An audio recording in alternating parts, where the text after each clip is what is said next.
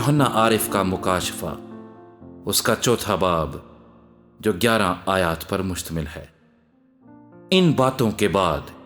जो मैंने निगाह की तो क्या देखता हूं कि आसमान में एक दरवाजा खुला हुआ है,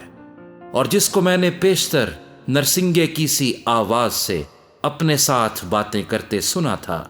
वही फरमाता है कि यहां ऊपर आ जा, मैं तुझे वो बातें दिखाऊंगा जिनका इन बातों के बाद होना जरूर है। फौरन मैं रूह में आ गया और क्या देखता हूं कि आसमान पर एक तख्त रखा है, और उस तख्त पर कोई बैठा है, और जो उस पर बैठा है वो संगे यशब और अकीक सा मालूम होता है, और उस तख्त के गिर्द जुमुर्द की सी एक धुनक मालूम होती है,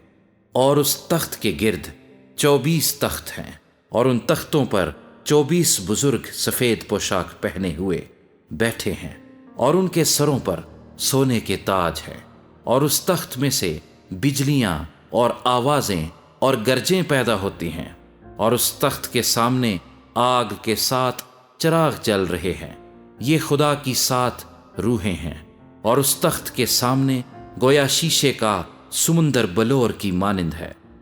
और तख्त के बीच में और तख्त के गिरदा गिर्द 4 जानदार हैं, जिनके आगे पीछे आंखें ही आंखें हैं। पहला जानदार बब्बर की मानिंद है, और दूसरा जानदार बछड़े की मानिंद, और तीसरे जानदार का चेहरा इंसान का सा है,